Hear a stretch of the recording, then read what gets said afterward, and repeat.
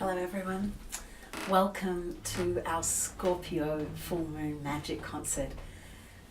Oh, it's always a special one for me, the Scorpio full moon, being a Scorpio myself. And I've just got so many songs and stories that I want to share with you. So let's get down to it. Let's start and bring ourselves into the present moment. I have frankincense burning behind me, it smells lovely. Let's bring ourselves into the right here and the right now. Maybe I'll drum a little. Letting go of the concerns beyond the right here and the right now, and tapping into the energies of our Lady Moon.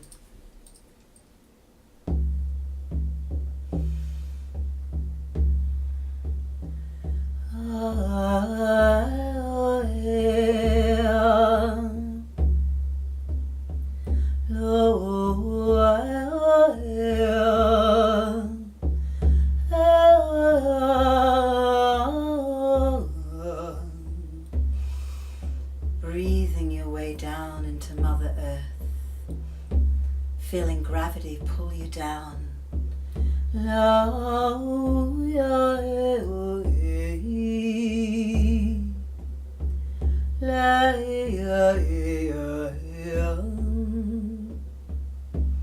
Tapping into the deep transformative energy of this full moon.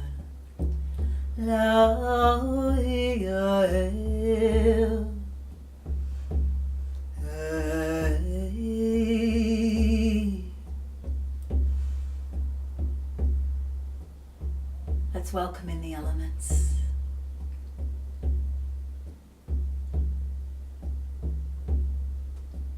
Energies of air, of breath, of word, of clear communication, of ancient stories tumbling down through generations, air of freedom, of wings spread wide. Air, you're welcome in our circle. Blessed be.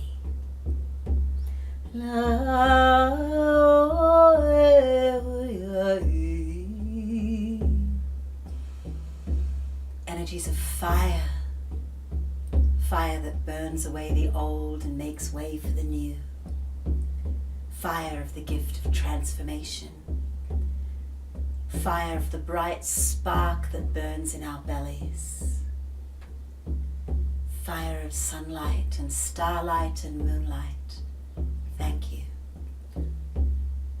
You're welcome in our circle. Blessed be.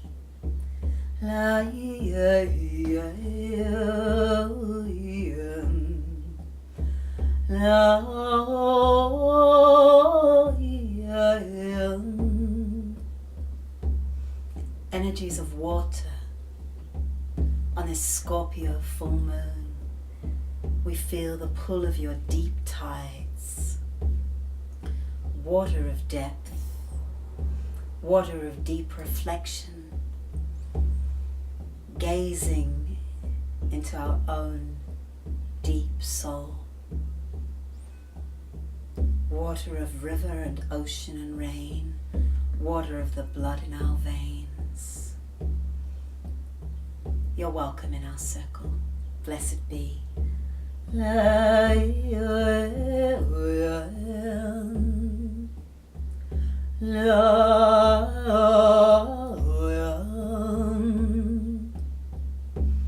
Energies of earth,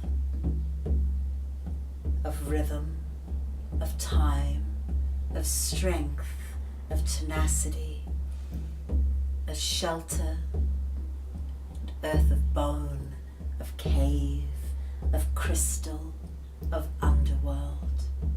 You're welcome in our circle. Blessed be.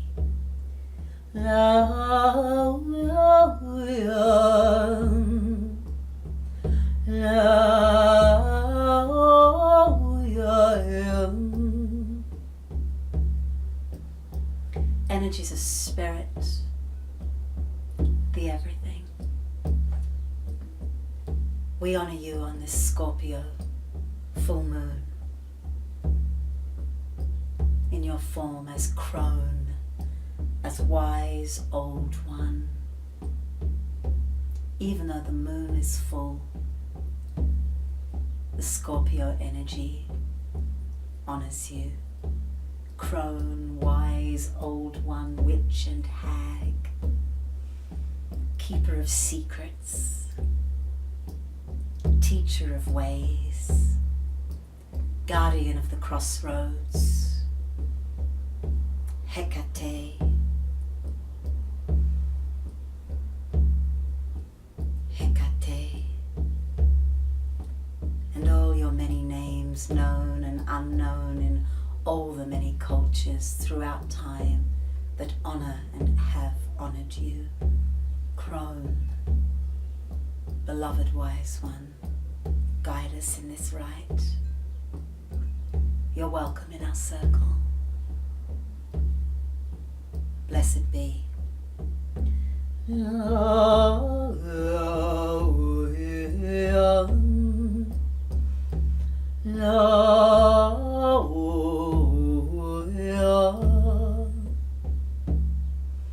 By earth, by air, by fire, by water, and by the power of spirit, this circle is cast and outside of time.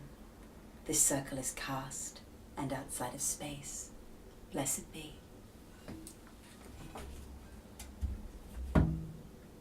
Oh, might hold on to that drum. Let's just welcome ourselves into the underworld with one of the songs from Persephone, my Persephone album. This is what the chorus sings when Persephone first finds herself down in the underworld realm. They sing it in 5-part harmony. I'll sing it in 1-part harmony.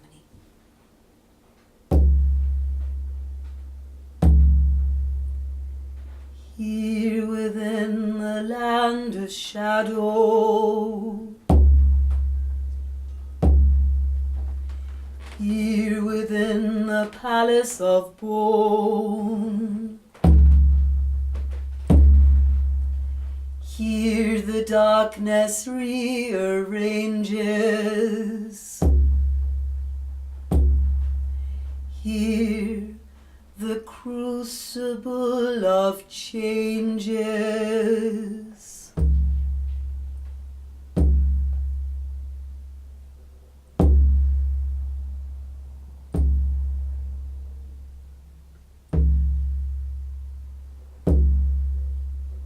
That's what the underworld is, the crucible of changes. And it's Scorpio, out of all the signs of the zodiac. The Scorpio energy holds space for the gifts of the underworld. It's a beautiful sign. I'm not biased at all. And look, I've even got this amazing scorpion here. I keep trying to find a way to put it in my hair, but I couldn't work that one out.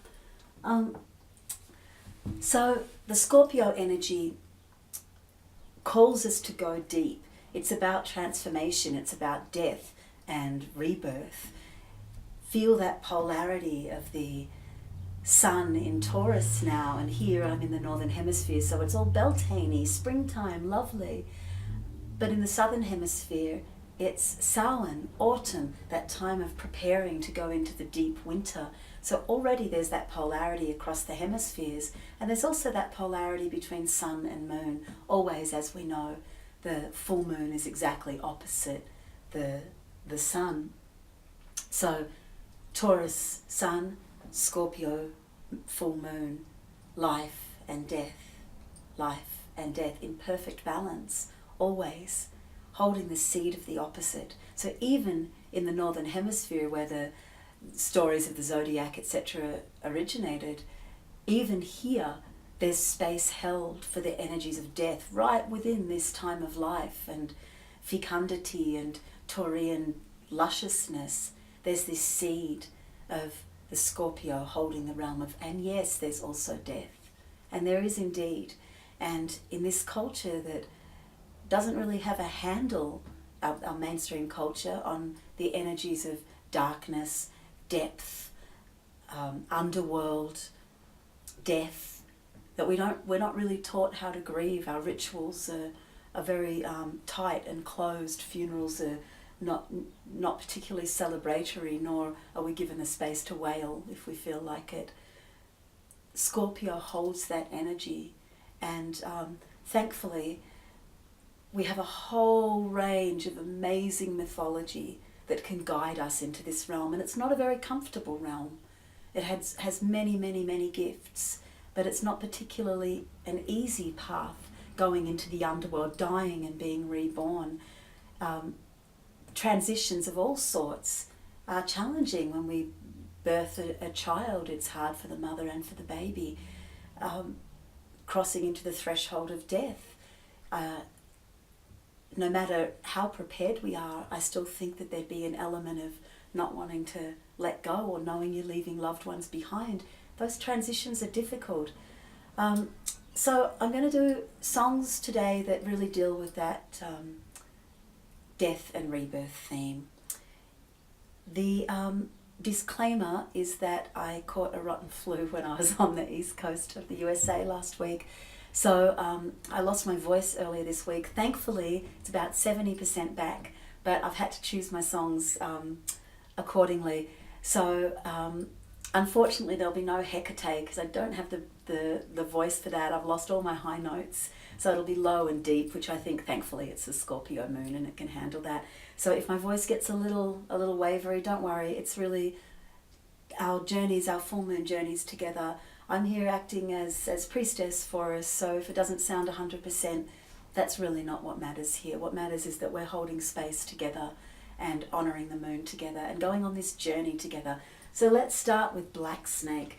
This whole album, this is the title track of, is centered around the themes of death and rebirth. And I was going through a metaphorical death at the time of writing this. I was in a deep depression and needed to pull myself back out again. And so the whole album's dedicated to the energies of the crone, and it really helped me. I was willing to go in and look at the shadow stuff, and this is what came out. So here we go, Black Snake.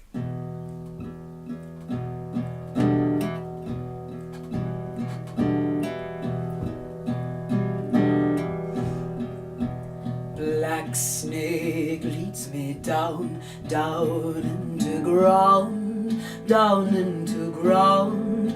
I'm following a trail of a winding scale, of slithers slow, deep down below. I'm following my instincts.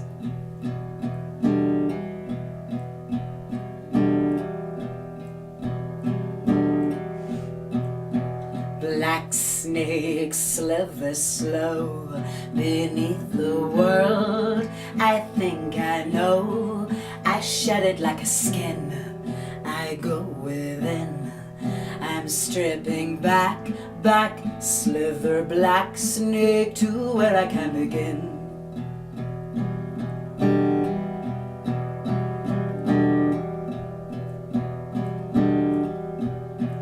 I flow like water, seeking serpent way to low ground. I flow like water, seeking serpent way to low ground.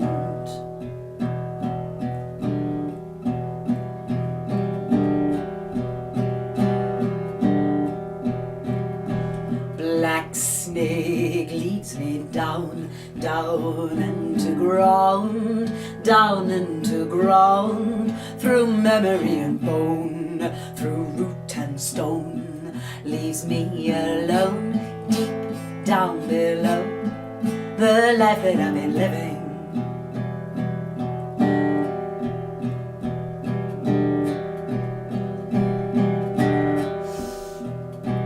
Black snake leads me down, down into underground, into underground. I'm swallowing my tail of winding scale. I circle round, round, I spiral down. I'm ready now to start again, start again, start again, start again, start again, start again.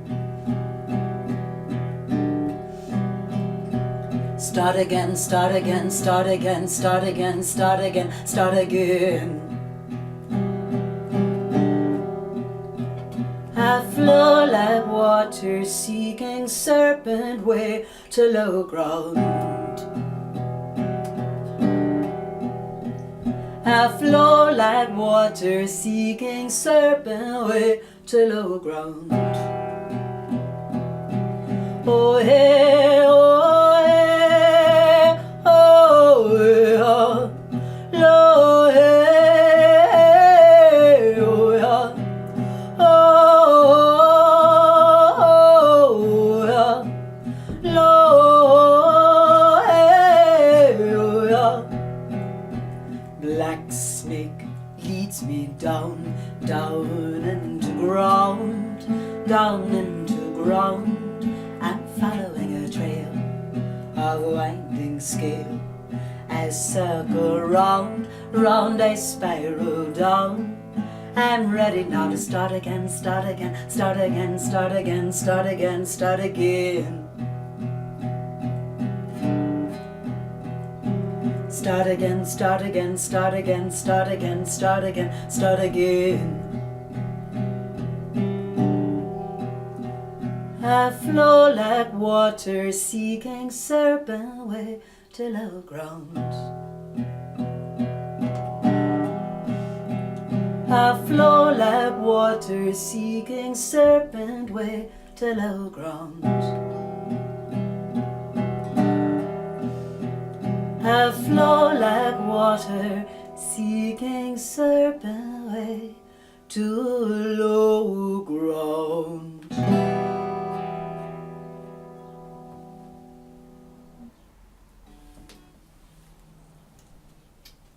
Cheers and blessings. May you never thirst.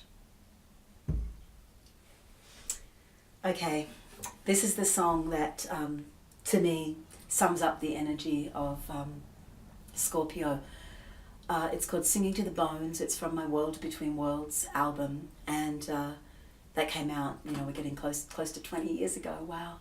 And I wrote this after being inspired by and very moved by an amazing story in that wonderful collection of stories by Clarissa Pinkola Estes called Women Who Run with the Wolves. And I knew that the story came out of the United States, so that it was a First Nations story, but I didn't know what region. I knew it was the desert, and back then, I didn't know much more than that.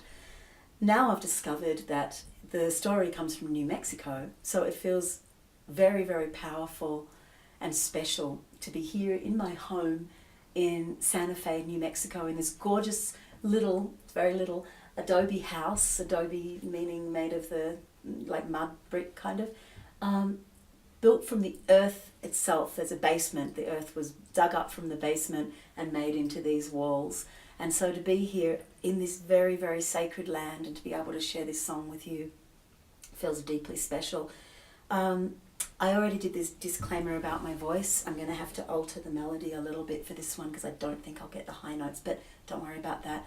Just go with it. And I'm going to tell you the story first. And this is a time when you can think about what it is that you need to strip back in order to embrace this amazing gift of transformation of the Scorpio moon. I'm going to pull some tarot cards later too and get a bit of guidance from that wise crone. But this is a song about stripping right back and bringing yourself, singing yourself back into being, coming out the other side when you've gone through pain or trauma or loss or grief. So especially if this is relevant for you at this point in your life, if you feel you're suffering, then I sing this to you in the greatest compassion. It helped me get through hard times, this song. So first I'll tell the story. There is an old, wise woman of the desert.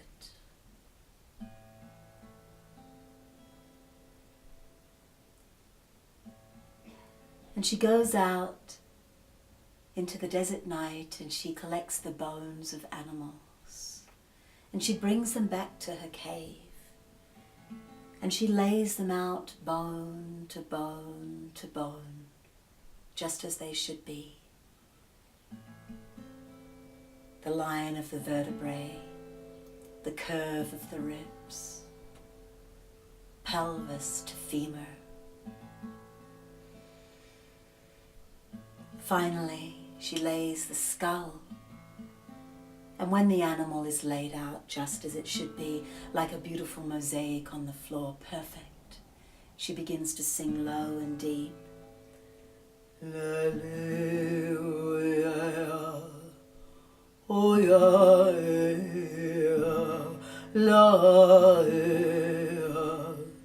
And as she sings, sinew begins to bind the bones together.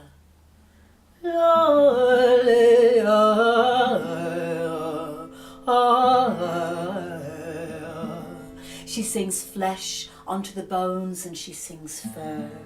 La la la.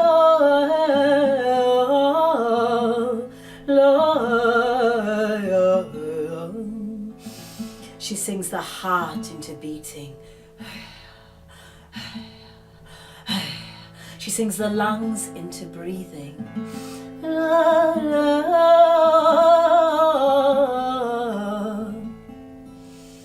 And the animal opens its eyes and leaps up from the floor of that desert cave and runs out wild into the night.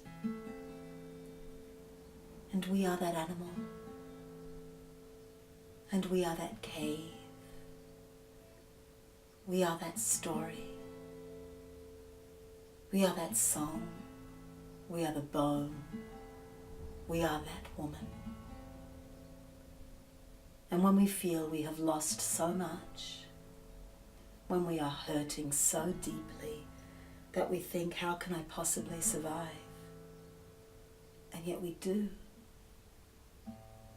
When we are grieving, when we are in a pit of despair, or numbness, or depression, when loneliness eats into our bones, when we lose our purpose and lose our way, when we cry so much that the tears have all dried up,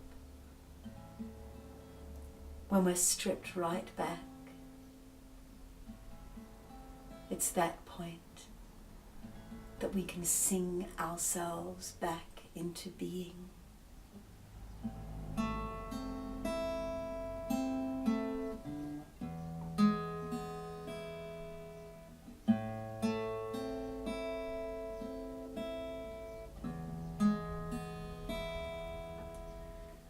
First, I find you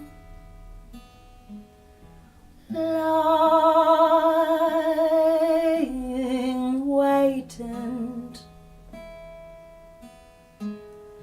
bleached by sun and buried by the snow of winter.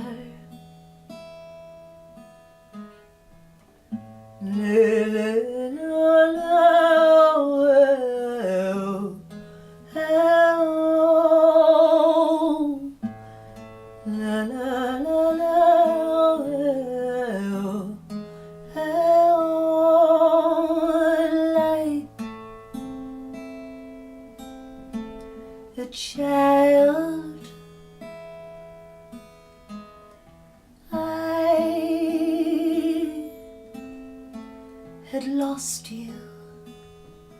I had felt my flesh was frozen. I had felt my mind was hollow, alone.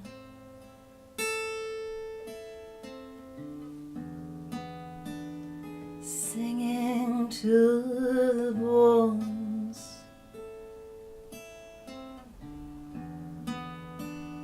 singing to the bones,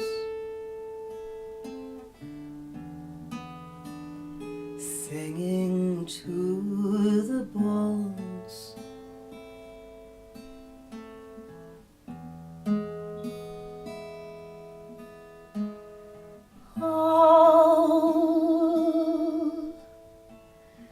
darkness soothes my sorrow, takes me through the line of reason, takes me to the place, a shadow alone.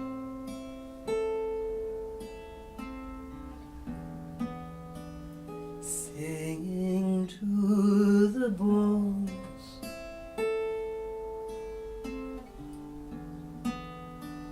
singing to the bones, oh, singing to the bones.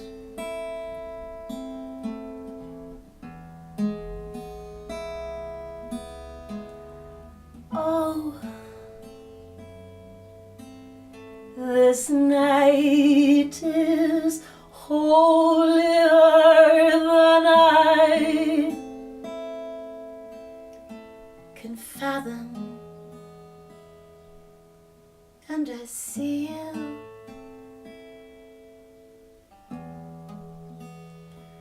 turning back to face you.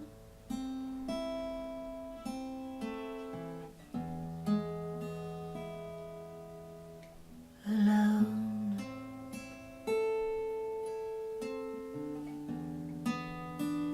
Singing to the bones,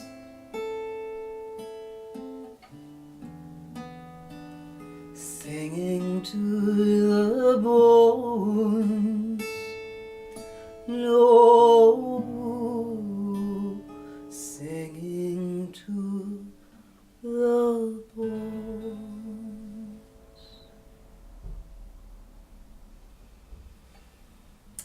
And this underworld journeying definitely does feel like we're alone often enough. Many of the myths, no matter what help the various heroes and deities that descend into the underworld have on the surface, they still have to do that journey down there below. Odysseus had Circe to guide him and give him instructions how to reach the underworld, but still he's down there doing the work himself. And the story I'll tell soon, Inanna, she has her friends on the surface to help her, but still she does that journey alone. Persephone, she has Demeter up on the surface trying to find her, but when she's down in the underworld, she's got to do that deep transformative work on her own. There's no way that we can escape the fact that we need to look deeply at our own shadow in these underworld journeys. We can't trick ourselves or try to side skirt around things. And there's a great gift in that. We need courage. We need courage to look at those parts of ourselves that are less than comfortable, that we feel shame or grief around, that we feel regret. Those kind of things can sit there like deep, dark pools that we can't escape from. But if we can just go down and look clearly into that and own it and love ourselves despite all this other stuff, if we can be present with our shadow side, then it brings great healing, not just for ourselves, but for what we can then send out to the world. It's powerful stuff. I want to tell you a story now.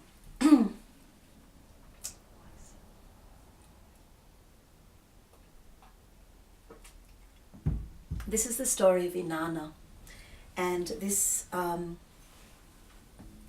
story is very ancient, comes from the Middle East. It's a Sumerian story.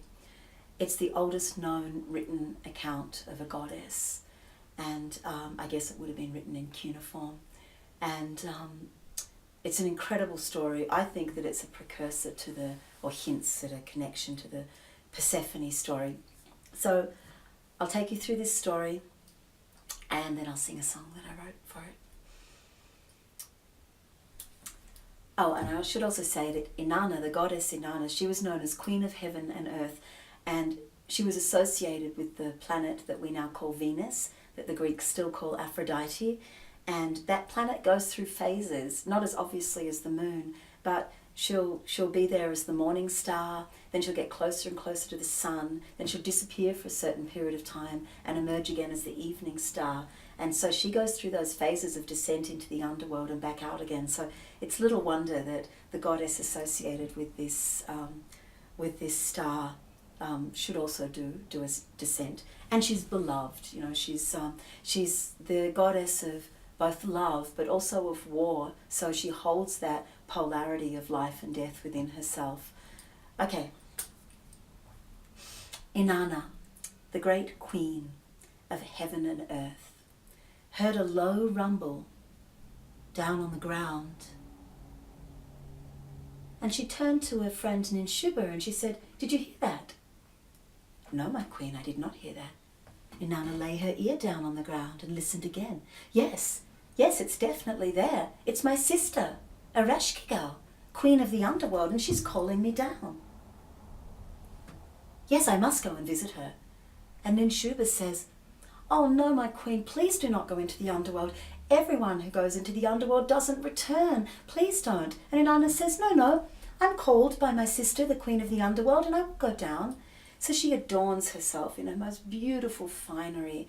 She puts on her loveliest gown, her most radiant crown, her beautiful girdle, bejeweled, that says, "Come, man, come." She takes in her hands the symbols of her queenly self, her lapis measuring rod and line. She lays beautiful lapis jewels and necklaces around her neck.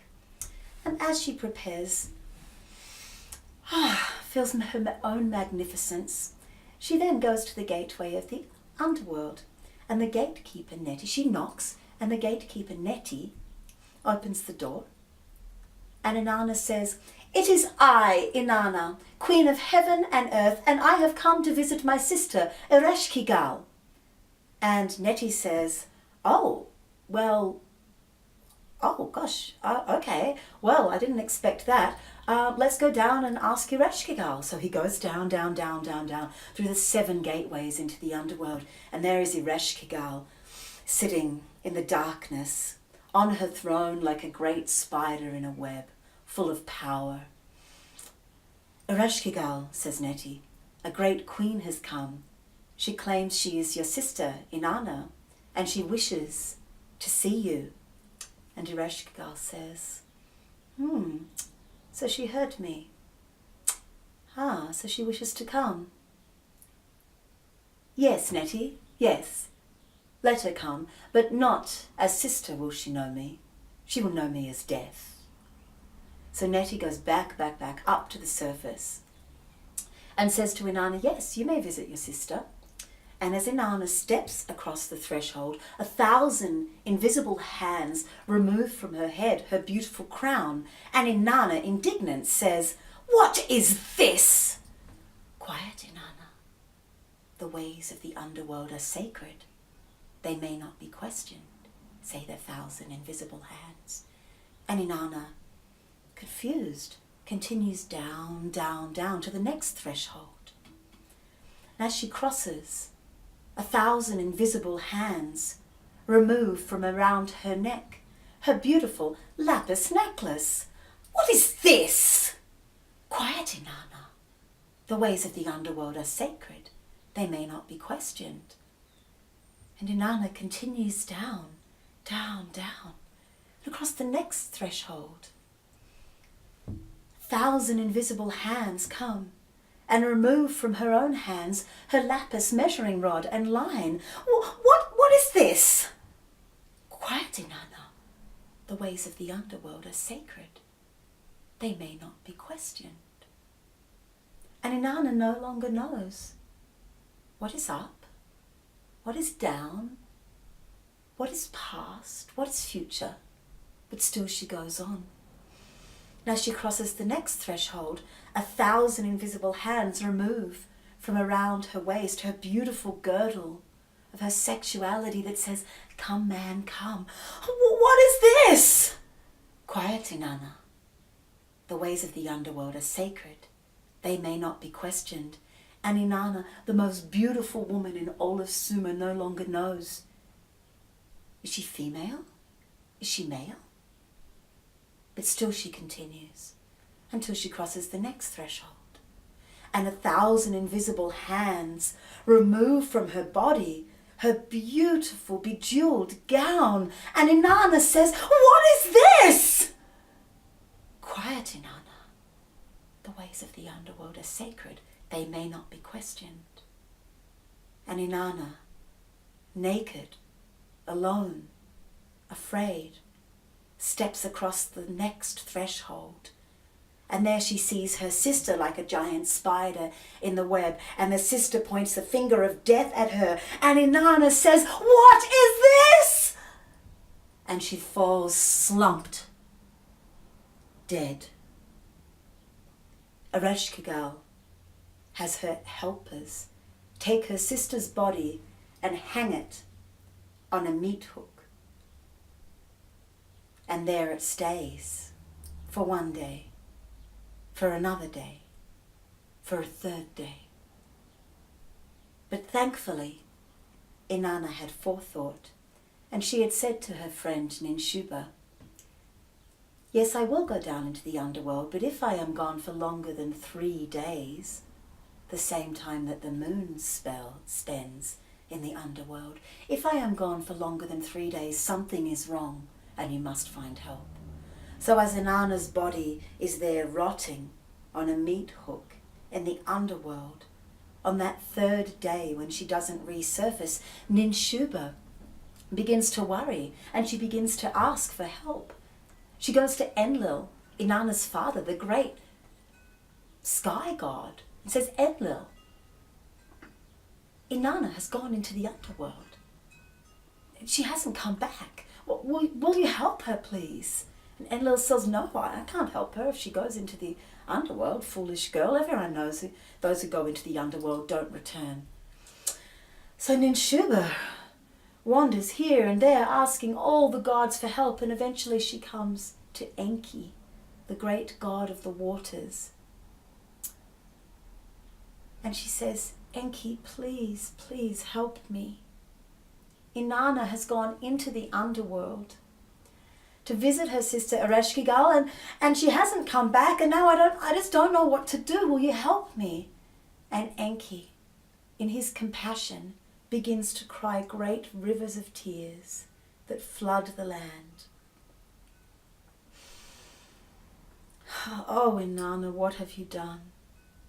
And he sees what has happened to the land, that it has become infertile as she's in the underworld, that all her temples have shut down.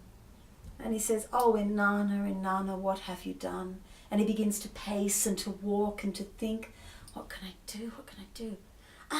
And then he sees the soil, some dirt under his nails, a soil of earth. He begins to pick at his nails, and he spits on that, and he rolls it into 2 little balls.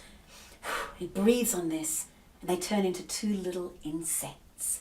And he says, "You, little fly, I give you this drop of water. I want you to go down, down, down, down, down into the underworld. And you, little fly, I give you this crumb of bread. I want you to go down, down, down into the underworld. And there you will both see Ereshkigal, heavy with child and yet alone. Heavy with child and yet alone. And she will be in pain, and you will listen to her, and you will show compassion, and you will hold space for her, and you will repeat back and mirror her pain. And eventually she will offer you a boon. She will offer you a gift. Accept nothing but the body of Inanna. Take that body off the hook on the wall, lay it down, and offer Inanna this drop of water, this crumb of bread. Then your job is done. So these little creatures do indeed do that, down, down, down, as fast as they can. And there is Ereshkigal, heavy with child and yet alone. And Ereshkigal cries out, "Oh, oh, my insides." And the little creatures say, oh, your insides. Oh, oh, oh, my outsides. Oh, oh, your outsides. Oh, my pain is truly unbearable. Oh, great queen, your pain is truly unbearable. And this goes on for many, many hours, and eventually Ereshkigal says, you little creatures that were here when no one else was for me, what can I offer you? I'll offer you all the wealth in the world. And the insects do not accept. I offer you power. The insects do not accept. I offer you all the land of this realm. They do not accept. Well, what is it that you want then? They point to the body of Inanna on the wall, and Ereshkigal feels tricked. But she honors her agreement, and Inanna is taken down, and the little creatures drop their water, drop their bread, and Inanna's flesh begins to become whole again. The stench of death is replaced with life. She finds herself awakened, naked, reborn.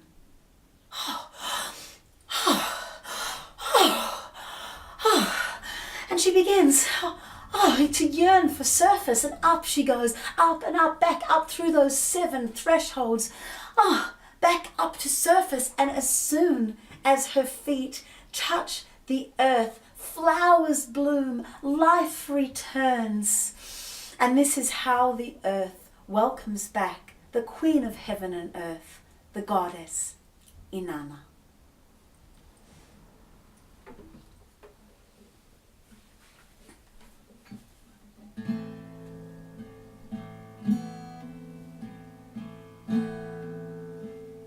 Queen of the dawn,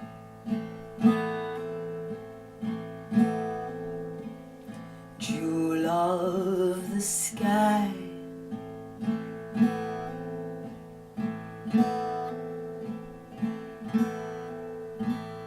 symbol of all that is beautiful and must die.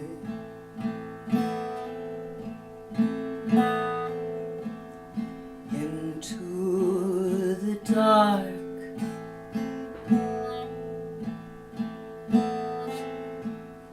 into the night,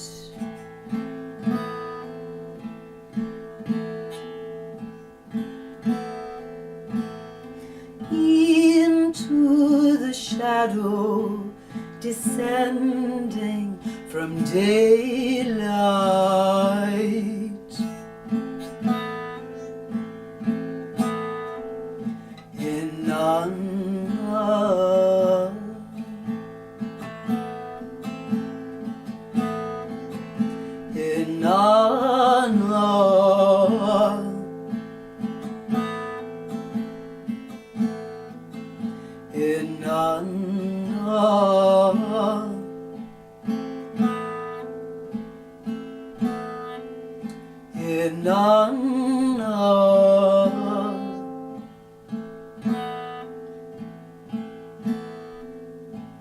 Shedding your robe,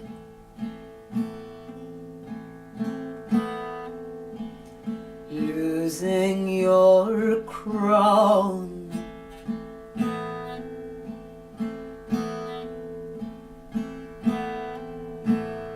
bow to the serpentine sister who calls you down.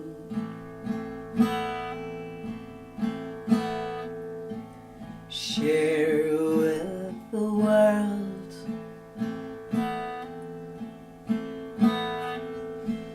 what you have found.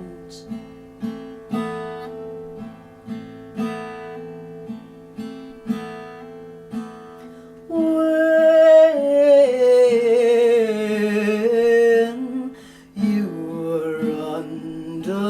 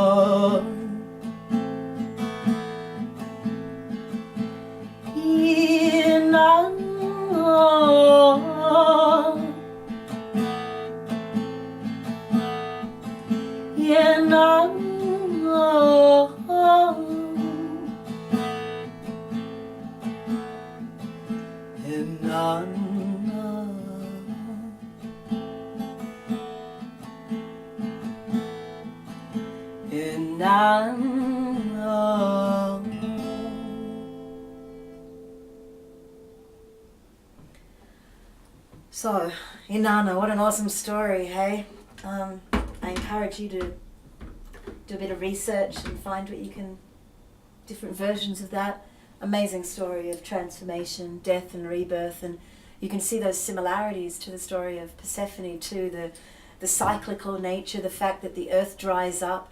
It's almost as though Inanna is both Demeter and Persephone kind of rolled into one in a way. It's that she affects the drying up of the land but also brings back the springtime. It's amazing.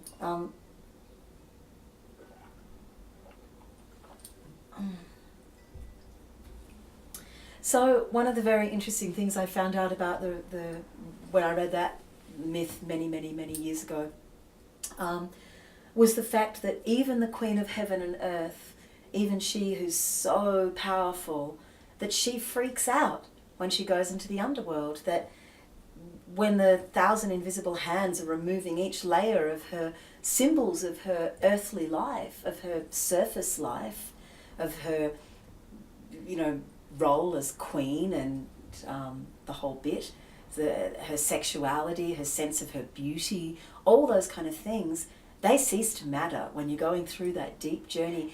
And no matter how prepared she is, because unlike Persephone, she doesn't get taken down into the underworld, she goes down willingly. And even then, she freaks out. And it's like, what is this? What is happening?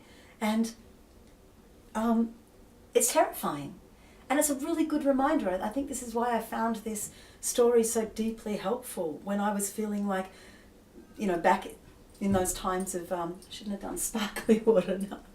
Anyway, back in the times when I was going through really deep depressions, dangerous depressions, gave me a lot of solace to think, wow, even the Queen of Heaven and Earth freaks out, because it's very easy to beat ourselves up when we're doing that. Can't I do a better job? Isn't there a way that I can, improve, somehow learn how to navigate these lands? I remember I wrote a song it's on the Wolf Sky, I think, called Dark Wings. I don't know, I didn't practice it. I don't know if I can remember it.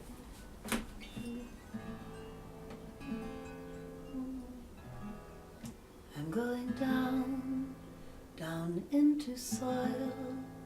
I'm going down, dark wings will guide me, etc. I can't remember the words. But anyway, the whole bit was, I was lamenting the fact that I've done this so many times. Doesn't it get easier? And it's like, no, it gets, it doesn't get less painful, but it takes on more form. You can find your way back out again. You can trust in the process. That's what I've gained. So Inanna goes down willingly, still goes through that stripping back, and then that rebuilding, the gift of this moon, the stripping back and the rebuilding. I'll sing a song from Persephone that really is the same kind of thing. It's called Dark Shadow. When she finds herself in the underworld and it's like, what has happened? Where am I? Who am I? And loses all sense of identity, of self. And yeah, so this is Persephone's version. Then I'll sing a song about Persephone being the queen. What is this?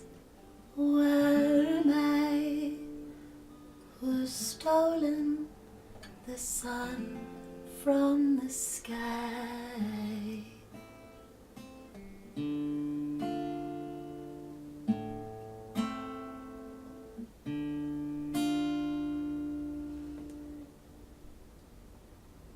Deeper now, underground, what is it that pulls me down? What is this? Where am I? Who's stolen the sun from the sky?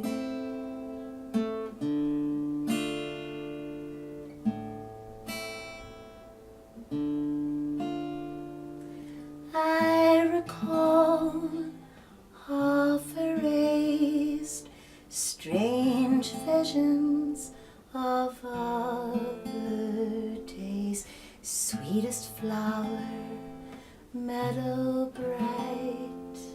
Maiden dance, golden light, distant dream, far away, strange echo of yesterday.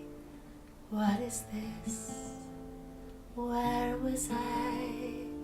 So bright was the golden sky.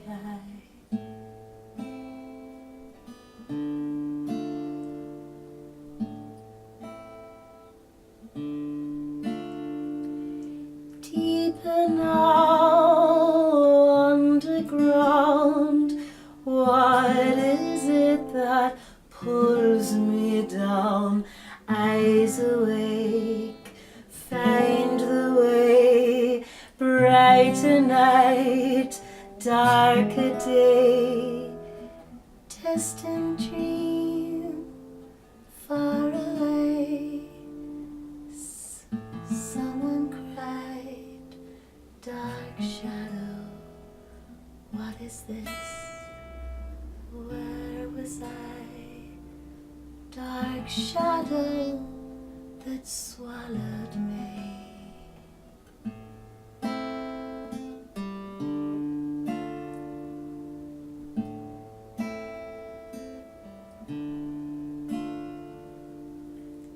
And so there's Persephone after she's been taken down into the underworld by Hades and finds herself in that zone where she can't make sense of it. It's totally alien. Totally alien. I think my version of the mixing up of lyrics, I think first verse became third, etc., really is a sign of that confusion of the underworld. That's how I'll justify that, if you were trying to sing along. It's a confusing place, but it's necessary and it's powerful. And what Persephone finds when she willingly stays there, when she eats the pomegranate seeds that Hades offered her, and if you don't know this myth fully, head to my website, wendyrule.com, and you'll find the Persephone page, and there's a full telling of the story there. If you want to brush up on it, I'll read your liner notes for the Persephone CD. There's a shorter version. Or listen to the album. This would be a pretty good night for it, the Scorpio full moon. So she does her deep work.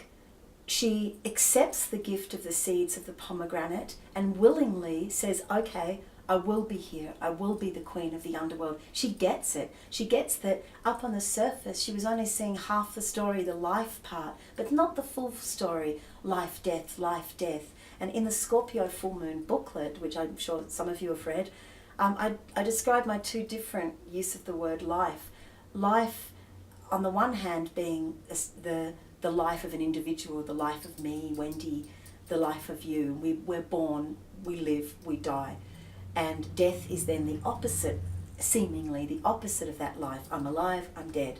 But there's a greater life, life with a capital L, that is the life that contains death. It's the life that we see in nature, anywhere in nature, the forest, the ocean, wherever. And you see existing simultaneously, life and death. You see bones on the forest floor, you see the leaves decaying back into the earth, life and death. And that's what I see as life with a capital L. The great, I describe it as a ball of clay, and there's individual life things come out of it and are rolled back into it. And that's what Persephone gets. Aha! In life is death.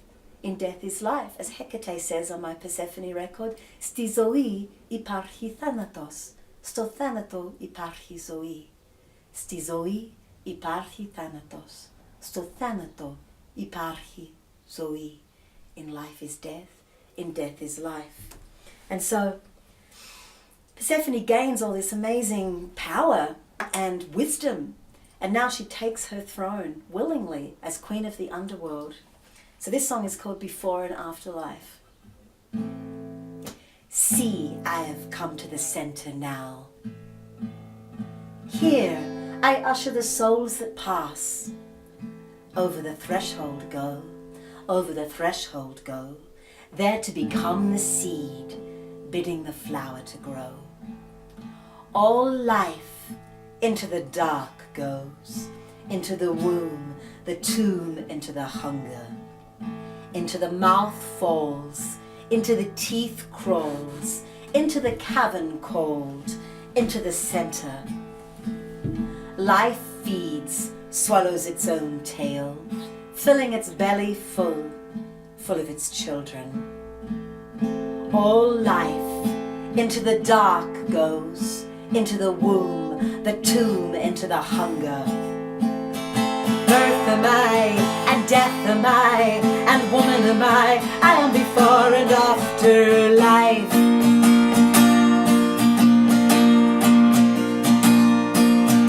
Birth am I, and death am I, and woman am I am before and after life.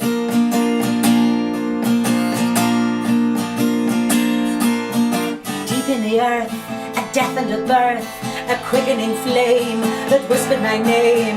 I honored the call. Taking the throne, I wasn't alone. A spark of desire had kindled my fire and freed me. Birth am I, and death am I, and woman am I am before and after life.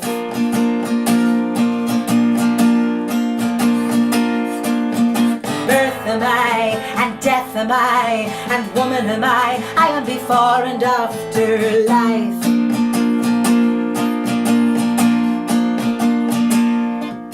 Something below, I wanted to know, so eager to feed, I swallowed the seed, and now that I'm fed, I am alive with all this glorious red.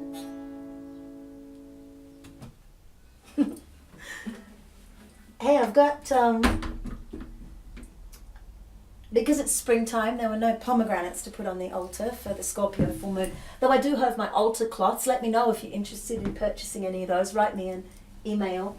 But what I do have here, just reach across, is the original painting of from the front cover of Persephone. Maybe I'll just come up closer. The original painting by the amazing Vicky Teague Cooper, and you'll find links to her stuff on my website. And yeah, it's totally amazing, just about a tiny bit bigger than the size of the vinyl, which you can also order if you write to me. Anyway, isn't that gorgeous? I thought you might like to see that. I'll just put it back.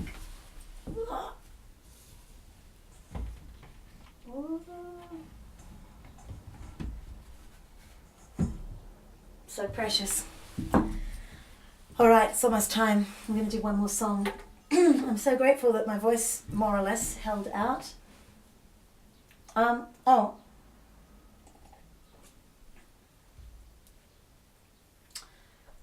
Yeah, I'll do this song, and then before we open circle, I might just pull a tarot card. This song's from Black Snake, and it really sums up the whole thing. It's called All Life Flows into the Great Mother.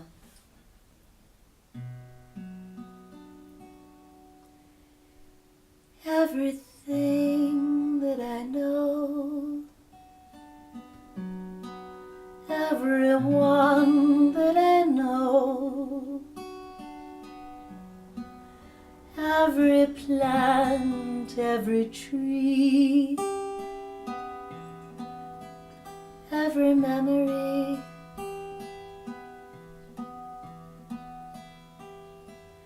every thought, every dream, every breath that I breathe, every planet and star,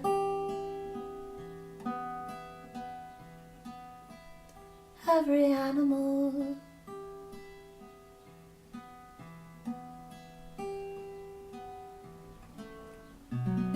all life flows into the Great Mother. All life flows into the Great Mother. All life flows into the Great Mother. All life flows into the Great Mother. In the desert, a bone. In the desert, a flower. They will come, they will go, take form and dissipate.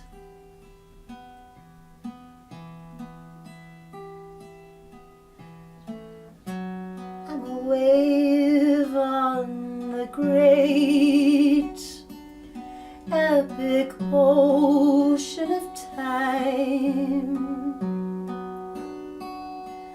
I will come, I will go, take form and dissipate. Death is cradled in life,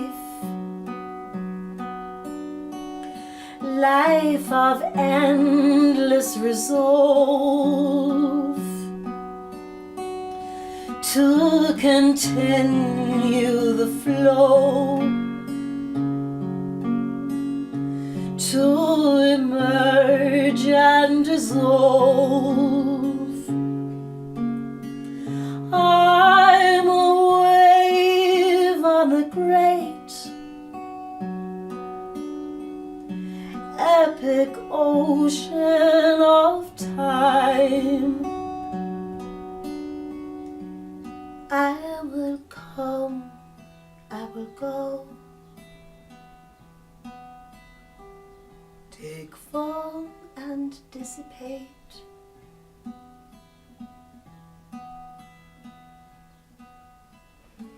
All life flows into the Great Mother.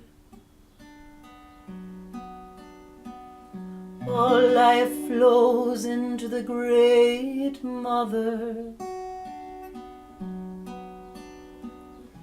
All life flows into the Great Mother. All life flows into the Great Mother.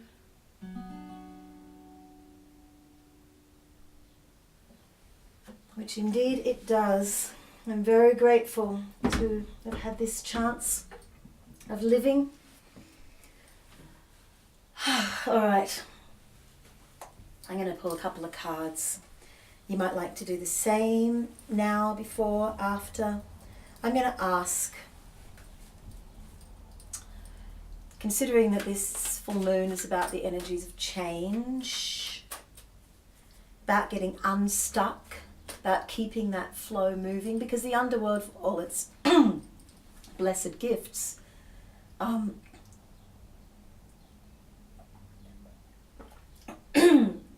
is a place to visit but not to stay. We'll have time enough there, but in this life there's a period of time for grieving, and it's appropriate to be down in the underworld for a certain amount of time if you're depressed or lost or melancholy. But it's also important to resurface again and to not take that metaphorical death, however painful, as a literal one. To come back up again, to call on our friends just like Inanna did and say, come and help me. And to remember that there's life as well as death. If I had had the voice for it today, I would have sung Think of the Day, which is a song from my Deity album. It was a song that I wrote to myself when I was down in the underworld, and was like, hey, you know what, Wendy? There's also light, and there's also joy, and there's also happiness, and there's also daytime, and that's just as valid as the night. And I willed myself back out. All right, I'm going to pull two cards. They're going to be, what do I need to let go of? What do I need to shed in order to embrace this gift of transformation and become the best that I can be. On this Scorpio full moon, what do I need to let go of? Well, I've got the 3 darling graces of the 3 of Cups. I love those. It might be social distraction. I'm gonna read that because I want to start writing my Persephone book. So social distraction, I'm going to let go of that. What am I going to call in? There's a handy little 2-card reading. I'm calling in Ace of Cups. Love. I'm calling in love. To be loving to myself and others. To remove any poison from my heart, any bitterness, any negative thoughts about other people, any judging, any nastiness, and just come back to the answer is love. That's the great gift of transformation. We, as we birth ourselves again and again and again, we do so lovingly, and we hold space for our faults and for our inabilities. And it's easy to love all the great things about ourselves, but also love the difficult bits. Love ourselves as we would if we were our own child. Love, and then extend that love, and may it ripple out, and may it ripple out to all you folks on this very sacred and deep Scorpio full moon. Deepest gratitude to you for being patrons on my Patreon page. No matter what level you've signed on for, this is what's made this possible, and I'm more than happy to dedicate a day of ritual and share this with you in return for your very generous gifts. I love doing this. Let's open up our magical circle. Please feel free to write to me if you have any comments or insights. Wendy at wendyrule.com. That's come straight to me, and or any guidance or anything like that. Yeah, I really appreciate your support, and I want to support you back again. So let's open up our circle. Thank you, energies of earth, of bone. Found these little bones down on the railroad track near here. Little creature that was alive and is now dead. Earth of death and life and death and life and death and life and death and life and death forevermore. Thank you for being part of our circle. Hail and farewell and blessed be. Thank you, energies of water, the flow on this watery Scorpio full moon, the underground river, the river that leads us deep. Water, thank you for your wisdom. Hail and farewell. Thank you, energies of fire, the sacred flame that burns bright within us. Fire that burns away the old and makes way for the new. Fire, thank you. Hail and farewell. Thank you, energies of air. Clarity that cuts through the cobwebs, of fresh new ideas, of clear new ways of communicating. Air, thank you. Hail and farewell. And thank you. Sorry, little goddess, she's gone flying. Thank you, energies of spirit. A beautiful little dark goddess here. Thank you, energies of crone, of transformation, of death and rebirth,